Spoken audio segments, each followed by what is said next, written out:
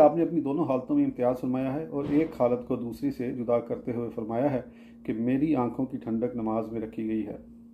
बस इस अमर में तो आप हज़रत याहिया और हज़रत ईसा अलैहिस्सलाम के बराबर हैं कि आप भी औरतों के फितना व फसाद से महफूज व मामून रहे हैं, लेकिन इस फजीलत में आप उन हजरात से सबकत ले गए हैं कि आपने औरतों के हकूक़ को कमा हुक्का अदा फरमाया है। नबी करीम सल्लल्लाहु अलैहि वसल्लम इस अमर में उन लोगों में से हैं जिनको अल्लाह ताला ने बड़ी कुदरत और ताकत मरहमत फरमाई है। यही वजह है कि बारी ताला ने लोनियों के अलावा आपके लिए इतनी बीवियां हलाल कर दी जितनी किसी दूसरे के लिए हलाल नहीं फरमाई गई हैं। काजी गियाज़ रहमतुल्लाह अलैह अपनी संत के साथ हज़रत अनस रज़ियल्लाहु तआला अन्हु से रिवायत करते हैं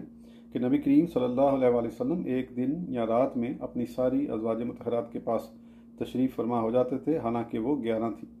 हज़रत अनस रज़ियल्लाहु तआला अन्हु फरमाते हैं कि हम आपस में यह कहा करते हैं कि नबी करीम सल्लल्लाहु अलैहि वसल्लम को 30 मर्दों की कुव्वत मरहमत फरमाई